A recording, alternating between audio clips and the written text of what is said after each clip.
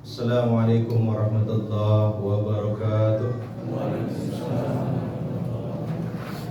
Alhamdulillah, salatu wassalamu ala rasulillah wa ala alihi wa sahbihi wa mawala, wa la hawla wa la quwwata illa billah. Hadirin jamaah masjid Jami'al Maghfirah rahimani wa rahimakumullah.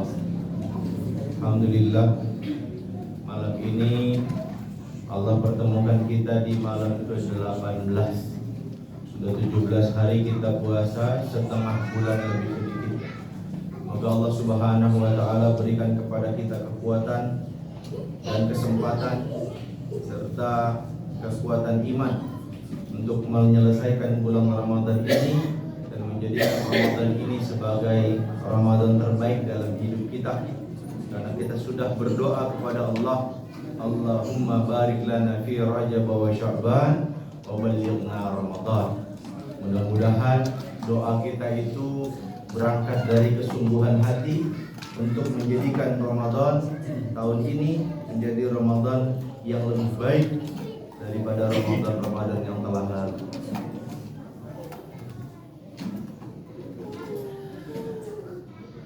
Kalau malam ke-17 biasanya bahas tentang Al-Quran, nuzulul Quran. Berarti saya nggak bahas tentang Al-Quran lagi. Saya cuma mau bahas tentang khosais dinul Islam, karakteristik dari agama Islam. Allah Subhanahu wa taala hanya meridhoi Islam sebagai agama kita. Inna dina indallahil Islam. Tidak ada agama yang diridhoi di sisi Allah kecuali agama Islam. Dan barang siapa yang mencari agama selain Islam, maka diancam oleh Allah Subhanahu wa taala dengan dua hal. Dalam surah Ali Imran ayat 85, "Wa may yabtaghi ghairal islami dinan falan yuqbala minhu wa huwa fil akhirati minal khasirin." Nah, siapa yang mencari agama selain Islam, maka nanti dia tidak akan diterima dan nanti dia akan mendapatkan kerugian nanti di hari kiamat. Nah, konsekuensinya adalah berarti Islam itu memiliki mumayyizat, keutamaan-keutamaan yang tidak dimiliki oleh agama lain. Sehingga kita sebagai umat Islam menjadi bangga menjadi orang Islam. Saya mau tanya, bapak-bapak jadi orang Islam bangga apa enggak? Kebenaran dalam Islam sifatnya mutlak. Zalikal kitab la raiba fi. Enggak ada keraguan. Makanya kalau orang masih ragu-ragu dalam berislam, berarti dia belum mantap imannya. Kalau orang kafir mau masuk Islam masih ragu-ragu, belum diterima Islamnya, harus yakin dulu bahwa tidak ada Tuhan selain Allah, bahwa Nabi Muhammad adalah Rasulullah, Nabi terakhir. Nah, hari ini kita akan bahas tentang 8 karakteristik agama Islam yang enggak ada di agama lain, pasti. Pertama, Rabbaniyah. Apalin baik-baik. Rabbaniyah. Apa itu? Orientasi ilahi, ke Tuhan. Rabbaniyah ini terbagi 3. Pertama, Rabbaniyah dalam ghayah, tujuan. Artinya apapun yang kita lakukan dalam Islam, sholat, puasa, haji, apalagi zakat, amar ma'ruf nahi mungkar, berbuat baik sama orang tua, apapun amal soleh dalam Islam, wajib Rabbaniyatul ghayah. Tujuannya adalah untuk Allah Subhanahu wa taala. Salat, fasalli li rabbika wanhar. Puasa, inna sawmuli. Haji, khuz anni manasikakum. Itu konteksnya itu ya, manhaj. Tapi pada intinya apapun amal ibadah dalam Islam tujuannya untuk Allah. Beda sama agama lain. Coba tanya orang sebelah, mau yang A, mau yang H, mau yang B, terserah. Tanya, lu kalau ibadah tujuannya ke Tuhan yang mana? Mau ke bapak, ke anak, apa ke roh, apa Tuhan gede, apa Tuhan kecil? Bingung sendiri. Kalau kita tuh jelas Allah yang mana? Ya emang Allah ada berapa tuh? Nggak bingung kita mah. Kalau mereka bingung, mana? Tuhannya banyak, ribet banget kalau doa. Atau itu disampaikan doa berarti. Rabbaniyatun masdar. Rabbani dalam dasar hukum. Jadi kita dalam beragama dasar hukumnya itu adalah wahyu, bukan akal-akalan manusia. Demi Allah saya nggak bohong. Kemarin saya debat sama Nabi.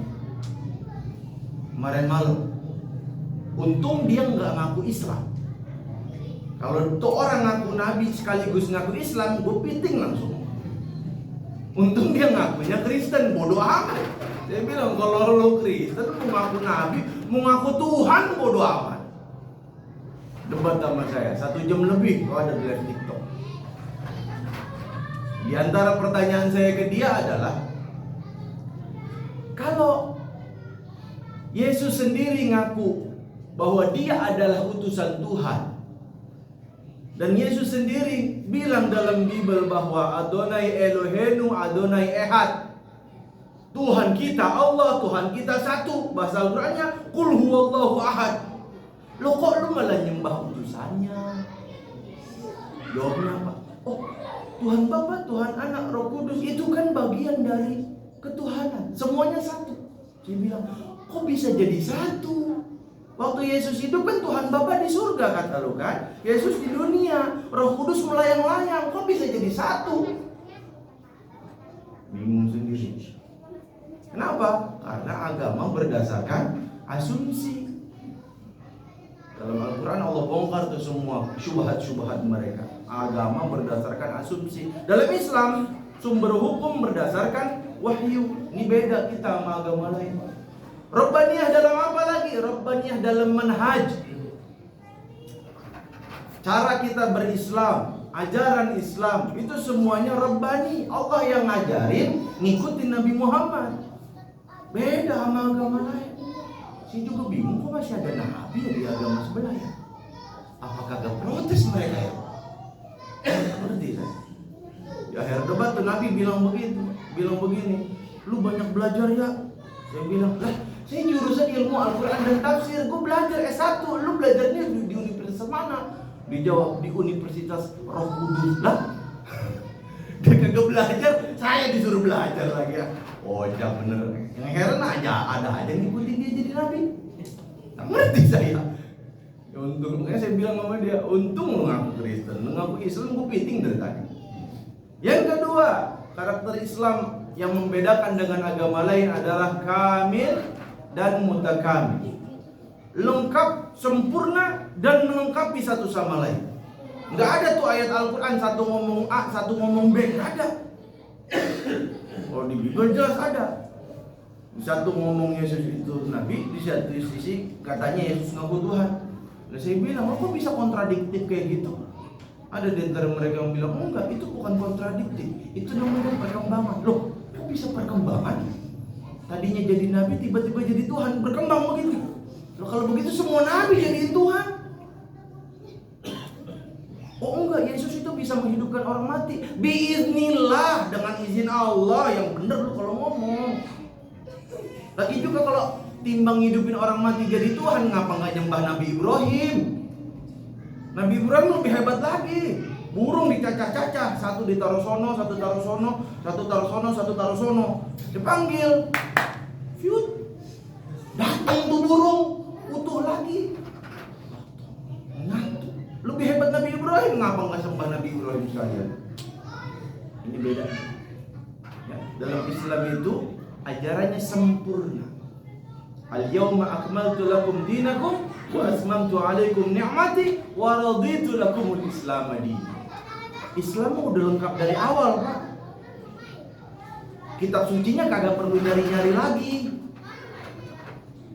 Gak perlu nyari-nyari. Kalau setelah kitab sucinya masih nyari-nyari. 13 abad masih nyari manuskrip.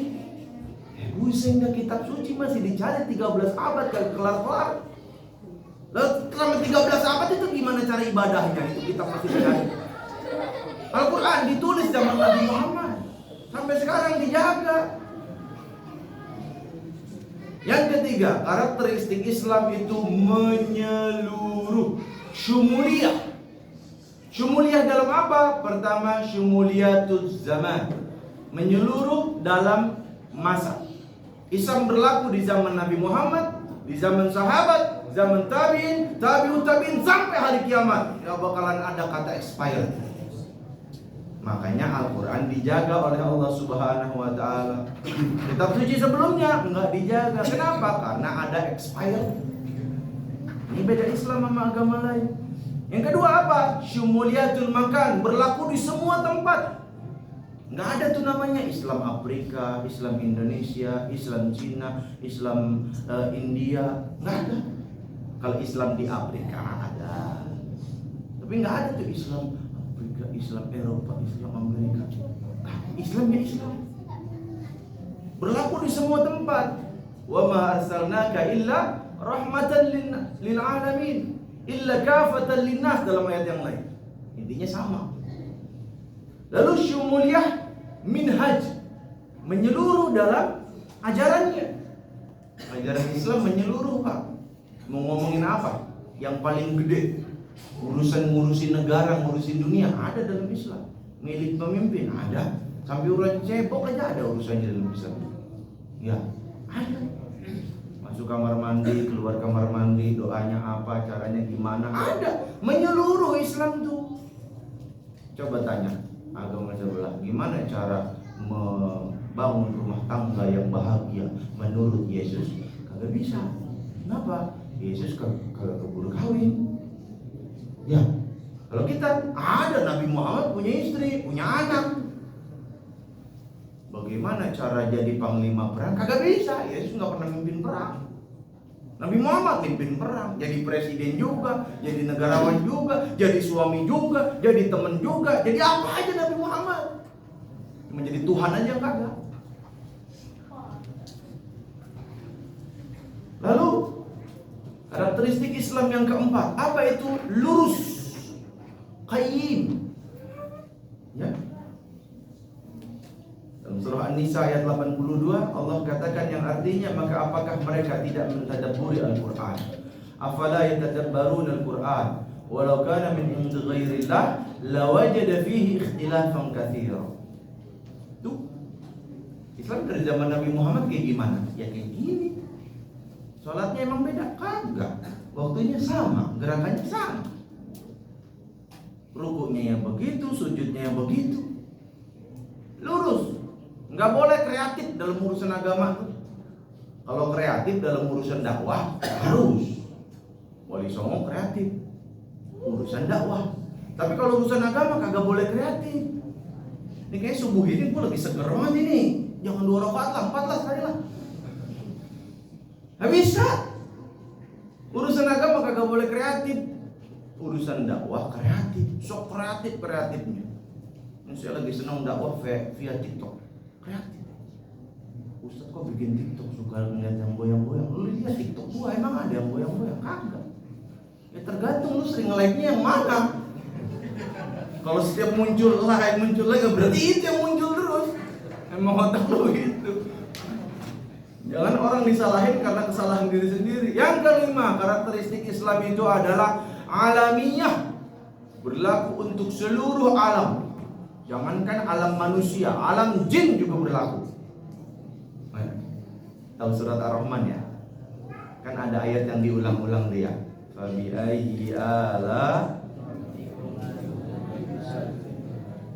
Waktu Nabi Muhammad bacain surah Ar-Rahman di depan sahabat Nabi, selesai baca surah Ar-Rahman, Nabi Muhammad marah ke sahabat Nabi. Ada yang tahu nggak kisahnya? Nggak tahu. Baca kitab tafsir Ibnu Katsir. Ada belum di sini? Belum ada. Ntar beli deh. Kapan ada rezeki kita beli? No, belas no. Kan imam di sini kagak boleh bikin imam, boleh tuh buat perpustakaan tuh, cakep tuh. Ya, belah sini tafsir, belah sini hadis, belah sini fikih, belah sono sejarah. Cakep banget ya. Almarhum terjadi pusat perpustakaan Bekasi, baru masuk jadi masjid top 10 of the world, masya Allah. Dimarahin sahabat Nabi itu. Kenapa? Kata Rasulullah, aku membaca surah Ar-Rahman di antara kalangan jin. Lalu setiap kali mereka mendengar ayat fabi ayyi ala'i rabbikuma tukadziban, mereka menjawab, tidak ada satupun nikmatmu yang aku kufuri ya Allah. Semua nikmat darimu aku syukuri dengan sebenar-benarnya. Aku gunakan untuk ketaatan kepadamu. Sementara kalian, sahabat Nabi, ketika mendengar aku membaca surah Ar-Rahman, kalian hanya diam. Islam bukan cuma buat manusia, sampai jin. Tapi nggak ada kewajiban kita dakwah ke jin, nggak ada. Jin mah udah punya ustadznya masing-masing. Jangan mentang-mentang jadi ustadz di kalangan manusia, ntar saya juga minta jadwal sama kalangan jin, repot. Ya ntar ada yang bentuknya panjang, persegi, kotak, bujur sangkar. Ada yang matanya begini, waduh pusing saya, kagak berani ngeliat ntar. Ya. Jin udah ada ustadznya, udah ada ulamanya, mereka biarkan tenang. Kalau Nabi, jelas Nabi. Islam agama alamiah, beda agama yang lain. Ya, diutus hanya untuk domba-domba tersesat dari kalangan Bani Israel. Kemarin Nabi yang kemarin saya tanya, Nabi palsu saya tanya, Yesus kan diutus buat domba-domba dari kalangan Bani Israel. Emang lu Bani Israel? Iya, bukan Bani Israel. Ngapain? Nabi Muhammad, yo asyhadu, ngir aja nih. Lagian ada orang Kristen datang ke bukber orang Islam, heran deh juga. Cuma baru itu saya debat sama orang Kristen, kagak marah saya. Ketawa aja 1 jam lebih itu. Terus saya upload dan videonya lucu dah. Pas selesai, saya keluar. Saya dengar dari teman saya katanya, itu yang tadi Ustadz ya? Iya, emang apa? Nah, kapan-kapan mau undang dah, mau gua ajak debat. Emang dari barusan ngapain lu 1 jam lebih? Kurang puas kali dia. Saya pas sebelum pulang saya bilang, pokoknya lu bikin acara di gereja lu, undang gua. Mudah-mudahan masuk Islam satu gereja. Ya. Yang keenam, karakteristik agama Islam itu fitrah insaniyah. Sesuai dengan fitrah kita, sesuai dengan kemanusiaan kita. Makanya dalam Islam kita disuruh nikah. Fitrah itu. Yang muda wayanya nikah, belum nikah-nikah, istighfar. Astagfirullahaladzim. Kalau umurnya baru 20-an kita doain. Kalau 25-an kita bantuin. Kalau 35 belum kawin-kawin kita sumpahin. 35 kagak kawin-kawin juga, lu mau nyari yang model lu gimana? Fitrah. Ya. Kita disuruh puasa dari subuh sampai maghrib. Itu manusiawi. Kalau agama sebelah puasa ngablong 40 hari, matilah saya bilang. Iya, makanya yang bisa ngelakuin Yesus. Ada Yesus Tuhan. Lah kalau Tuhan ngapain butuh makan? Gimana sih? Lah Tuhan puasa. Ntar buka puasa bareng Tuhan nanti itu orang pada. Kacau. Lucu-lucu dah. Islam itu agamanya manusiawi. Kita disuruh puasa bukan mau diazab, kita bukan. Makanya jangan pakai ilmu, gue mau kuat, hebat gue mah. Sampai subuh juga kuat, ini gue buat puasa lah. Nah subuh mau mulai puasa lagi, bagaimana untuk puasa? Nggak boleh. Justru malah begitu, khilaf sunnah, menyelisihi sunnah. Sunnahnya menyegerakan buka, azan langsung buka, jangan sholat dulu, buka dulu, batal baru. Yang ketujuh, Islam itu agama yang wuduh, jelas, dan waqi'iyah, realistis. Nggak ada sesuatu yang samar-samar dalam Islam, nggak ada. Ada sih syubhat, itu syubhat buat orang awam. Supaya nggak jadi syubhat, tanya ke ulama. Al-halalu bayyin wa haramu bayyin wa bainahuma umurun mutasyabihat au mushtabahat au musyabbahat dalam riwayat yang lain. Kenapa syubhat? Karena orangnya belum punya ilmu atau ilmunya kagak nyampe. Supaya nggak jadi syubhat, tanya, Ustaz, kalau mainan capit-capit boneka yang di pinggir jalan itu hukumnya apa? Haram. Kenapa Ustaz? Judi, maisir. Iya setia, beli koin, masukin, capit, dapat boneka. Kadang kagak dapat, kadang dapat. Mempertaruhkan sesuatu untuk dapat sesuatu. Iya judi setia. Nggak jadi syubhat lagi tuh kalau udah nanya. Islam agama yang jelas dan waqi'iyah, realistis. Jangan mentang-mentang orang disuruh sholat dalam keadaan kagak mampu sholat, wajib sholat juga. Orang habis kecelakaan, kaki patah, tangan patah, pinggang patah, tergeletak di rumah sakit. Azan, Allahu Akbar, Allah Akbar. Tiba-tiba disuruh, yuk bangun sholat. Lah, orang patah gimana? Mampu sholat berdiri, alhamdulillah. Nggak mampu duduk, nggak mampu tidur, nggak mampu pakai isyarat. Mau model gimana juga, ini di sini, kakinya ke sini, sholat pakai isyarat udah. Nggak mampu pakai isyarat, pakai kepala aja, inget. Ruku, udah gitu aja. Nggak mampu juga, mati berarti udah sholat. Realistis Islam itu. Kita puasa wajib dari subuh sampai maghrib. Tapi kalau dalam kondisi sakit, boleh nggak puasa? Ganti ntar kalau udah sehat. Dalam kondisi safar, boleh nggak puasa? Ganti kalau udah selesai di bulan yang lain. Realistis Islam ini. Yang terakhir, yang ke-8, karakteristik Islam itu tawazun dan wasatiyah. Tawazun itu pertengahan antara dua ekstrim. Wasatiyah, tawazun itu pertengahan di antara berlebihan sama kurang.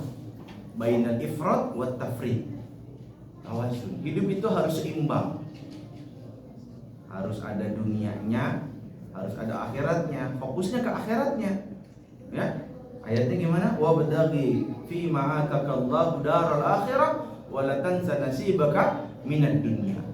Fokus kita kejar tuh akhirat. Tapi jangan lupa hidup di dunia. Nah, saya mah yang penting akhirat aja. Akhirat itu selama-lamanya. Dunia itu nggak penting. Saya mah di pagi, sore, siang, malam di masjid aja udah. Saya mah nggak usah. Istri nggak perlu, istri itu dunia. Jangan lupa nasibmu di dunia. Tetap wajib kerja. Kerja juga bagian dari ibadah. Tetap wajib ngurus istri. Ngurus istri kewajiban, bukan ibadah lagi, kewajiban. Ngurus anak juga kewajiban. Ada waktunya kita ibadah, ada waktunya kita ngurusin dunia. Selama ngurusin dunianya itu dilakukan dengan cara yang sesuai syariat dan untuk tujuan karena mencari ridho Allah, itu juga ibadah. Islam itu wasatiyah, pertengahan. Tidak seperti orang Yahudi yang membenci Nabi Isa, tidak seperti orang Nasrani yang mempertuhankan Nabi Isa.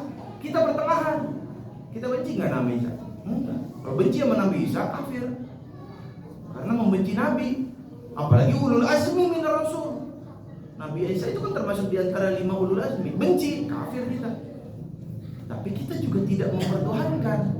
Apa? Kita cinta sebagai nabi yang diutus oleh Allah Subhanahu wa taala. Itulah Islam sebagai umat yang wasatiyah. Wa kadzalika ja'alnakum ummatan wasata litakunu syuhada'a 'alan nas. Dan demikianlah Allah menjadikan kalian sebagai umat pilihan dan umat terbaik. Kalau Imam Ibnu Katsir nerjemahin wasato itu bukan pertengahan, tapi umat pilihan dan umat terbaik. Kenapa? Karena nanti kita akan jadi saksi bagi umat manusia. Ibnu Katsir ketika menafsirkan ayat ini, beliau mengatakan mengutip hadis tentang Nabi Nuh nanti didustakan oleh kaumnya.